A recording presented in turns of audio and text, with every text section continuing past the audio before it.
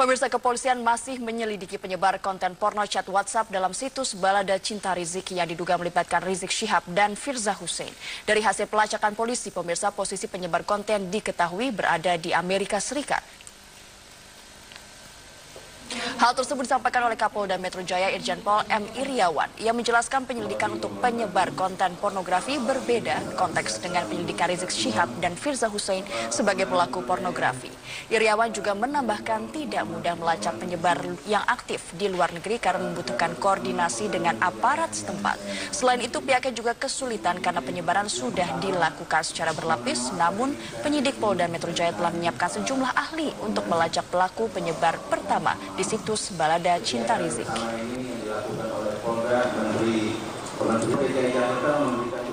Karena konten pertama keluar ada dari Amerika, jadi anonimus itu.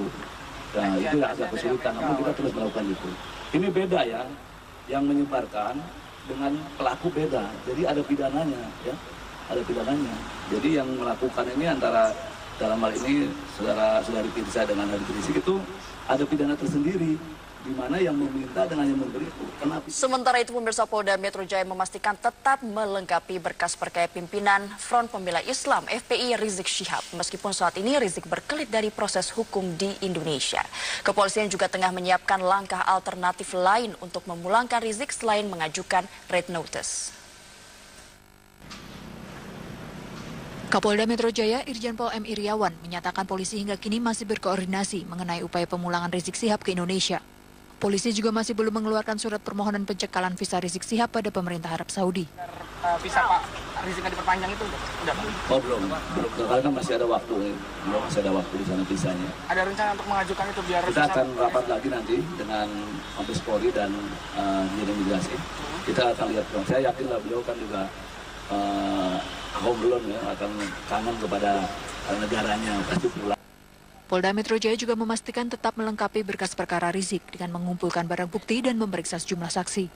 Termasuk pada Rabu lalu, kepolisian berencana memeriksa Firza Husein sebagai saksi untuk Rizik, namun Firza tidak hadir dengan alasan sakit. Kita masih menunggu saja, menunggu sampai yang bersangkutan kembali ke tanah air. Ada beberapa informasi-informasi, ya, yang terpenting kita tetap melengkapi berkasnya, ya, tetap memeriksa saksi-saksi, dan tetap mengumpulkan barang bukti. Jadi nanti seandainya datang ke Indonesia, tinggal kita lakukan pemeriksaan, kita sudah di berkas itu. Rizik Syihab ditetapkan sebagai tersangka dalam kasus dugaan percakapan berkonten pornografi pada 29 Mei lalu. Status ini ditetapkan setelah Rizik dinilai tidak kooperatif dan berkali-kali mangkir dari pemeriksaan. Saat ini Rizik bahkan diketahui tengah berada di luar negeri. Terkait hal ini, kepolisian menyatakan masih mengkaji perlu tidaknya mengajukan red notice terhadap Rizik. Selain itu, polisi juga menyiapkan alternatif lain, yaitu dengan berkoordinasi langsung dengan kepolisian dan pemerintah Arab Saudi untuk memulangkan Rizik Syihab ke Indonesia. Tim Liputan Metro TV. Pemirsa, aparat hukum telah menetapkan status tersangka terhadap Rizik Syihab dan Firza Husein terkait kasus dugaan penyebaran dan percakapan serta foto vulgar. Namun salah satu tersangka yakni Rizik Syihab tidak memenuhi panggilan penyidik kepolisian dan kemudian dinyatakan buron. Menyusul kemudian pihak kepolisian merencanakan melakukan penjemputan paksa terhadap Rizik Syihab guna menghadapi proses hukum. Untuk itu, pemirsa, kita akan langsung berbincang dengan Kabag Penum Divisi Humas Polri, Kombes Pol Martinus Sitompul. Selamat pagi, Pak. Selamat pagi. Ya, setelah ditetapkan sebagai buron ini, saat ini keberadaan Rizik sudah ada titik terang belum, Pak? Sudah diketahui di mana kira-kira? Ya, kita tahu dari beberapa pemberitaan tentunya. Jadi secara eksternal, internal kita melakukan upaya-upaya penyelidikan untuk bisa tahu di mana. Sampai saat ini kita bisa sampaikan ada di Arab Saudi ya. Jadi sampai saat ini masih berada di Arab Saudi. Ya. Sebelumnya katanya sempat ke Malaysia, itu benar atau enggak? Atau dia balik lagi ke Arab Saudi? Ya, benar. Jadi ya? Setelah melaksanakan umroh, ya kemudian pernah ke Malaysia, terus kembali lagi ke Arab Saudi. Jadi dia sekarang berada di Arab Saudi. Lalu bagaimana perkembangan tentang pengajuan red notice sendiri yang dilakukan oleh kepolisian Indonesia kepada Interpol? Ya, dalam hal untuk penerbitan red notice ada dua hal yang diperiksa ya. Pertama adalah soal tata cara dan kemudian adalah soal administrasi. Tata caranya adalah yang pertama dilakukan gelar perkara ya. gelar perkara ini dikelola oleh Biro Wasidik Bareskrim. Jadi tetap penyidik Polda Metro itu yang melakukan penyidikan, mengirimnya ke Bareskrim sebagai satuan di atasnya yang melakukan pengawasan terhadap semua penyidikan. Gelar perkara itu dilakukan kemudian dihadiri oleh dari internal kita beberapa instansi, beberapa satuan kerja, dari Propam, dari Idwasum, dari Divisi Hubungan Internasional. Nah, disitulah dilakukan pemeriksaan terhadap yang kedua, administrasi.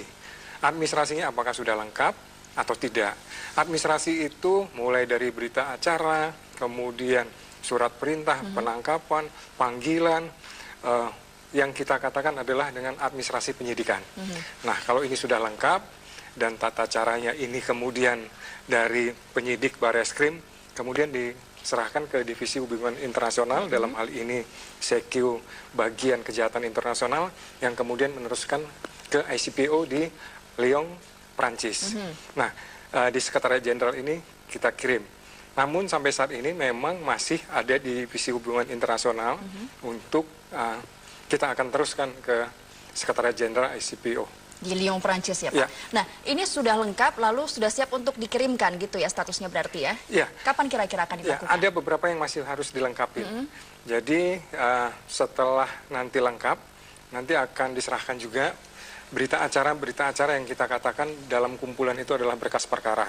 Nanti kelengkapan itu yang akan dikumpulkan oleh bagian Kejahatan Internasional Divisi Hubungan Internasional yang kemudian nanti akan mengirimkan. Jadi memang belum sampai saat ini karena ada yang dilengkapi. Oke, jadi berkas belum lengkap tetapi akan segera dilengkapi dan langsung dikirimkan ke Interpol, seperti itu statusnya sekarang. Nah, lalu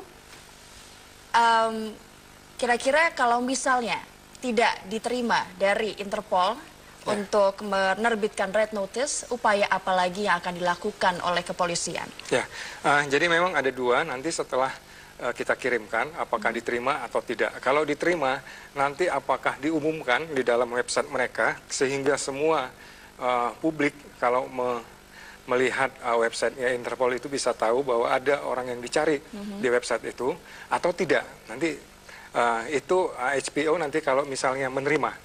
Kalau menolak, maka nanti akan disampaikan bahwa ada permintaan-permintaan hal tersebut, tapi itu tetap diumumkan ke 190 negara.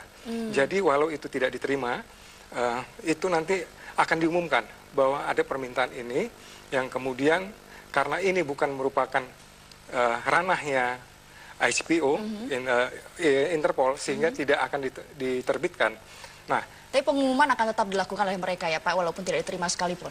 Iya, tapi pada prinsipnya karena merupakan pidana dan ancaman hukumannya minimal 2 tahun, itu akan bisa diterima. Oke. Ya.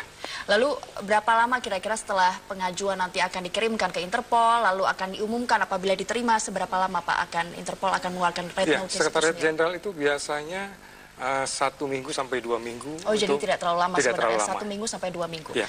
Lalu ada upaya apa lagi? Mungkin ada penjemputan paksa nanti apabila red notice ini tidak dilakukan, Pak? Ya, kalau misalnya ini tadi diterima, tentu akan ada upaya-upaya ekstradisi, ada upaya-upaya untuk deportasi, dan ada upaya-upaya negosiasi. Kalau tidak, maka kita akan terus berupaya polis to polis. Oke. Ya, kita sudah melakukan kerjasama dengan Kerajaan Arab Saudi. Karena ada polis to polis itu transnasional berarti Pak kerjasamanya ya? Ya, itu ada kerjasama kita. Uang palsu juga kita lakukan upaya kerjasama karena dalam beberapa waktu kunjungan Raja Salman ke situ, ke negara Indonesia, kita menggunakan untuk melakukan kerjasama antara polisian Indonesia dengan kepolisian Arab Saudi. Lalu perpanjangan visa, Pak. Ini dikemukakan bahwa di media-media Rizik Syihab akan melakukan perpanjangan visa di Arab Saudi. Apakah memungkinkan hal ini? Ya, tentu mekanisme ini nanti akan disampaikan oleh imigrasi. Tapi dari beberapa informasi yang saya dapat, memang ada yang bisa diperpanjang, ada yang tidak. Tinggal nanti bagaimana imigrasi menentukan apakah ini bisa diperpanjang atau tidak. Nah, kalau misal optimisme sendiri dari pihak kepolisian akan diterbitkannya red notice seperti apa? Apa kira-kira sudah optimis sekali akan diterbitkan? Karena banyak orang yang sentimen negatif nih terhadap red notice akan diterbitkan, tidak akan diterbitkan oleh Interpol. Ya, itu kan perdebatannya soal apakah pidana itu merupakan double kriminalitas yang di sana juga merupakan tindak pidana atau tidak. Permasalahannya kan di situ. Tapi pada prinsipnya negara-negara anggota Interpol itu 190 negara bila mengirimkan itu minimal ada 2 persyaratannya yang sangat prinsip sekali bahwa itu merupakan tindak pidana di negaranya dan ancaman hukuman minimal 2 tahun. Jadi 2 itu saja. Memang ada kejahatan-kejahatan yang tidak bisa, seperti misalnya kasus-kasus perdata, kasus-kasus yang ras, politik, agama, itu tidak. Jadi seberapa berat kasus ini itu juga menjadi pertimbangan dari Interpol gitu ya Pak ya? Iya, jadi kalau soal-soal yang saya sebutkan tadi mereka memang tidak. Tapi kalau pidana, yang kita menilai bahwa ini adalah proses pidana karena ada undang-undang pornografi yang diajukan. Nah ini adalah pidana dan ancaman hukuman lebih dari 2 tahun. Nah tentang visa Pak, sudah ada berita belum? Apa benar Rizik Syihab sudah mengajukan visa atau belum dan akan dikabulkan atau tidak? Saya belum monitor sampai saat ini. Belum ada monitor dari pihak kepolisian. Lalu ada kabar juga menyatakan bahwa tanggal 12 ini Rizik Syihab akan kembali ke Indonesia.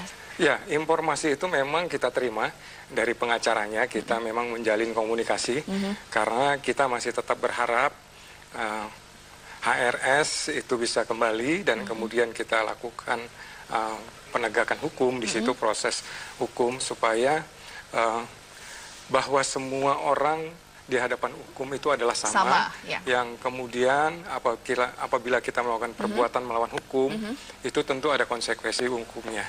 Oke, terima kasih Pak Martin akan waktunya pada pagi hari ini. Selamat kembali bertugas.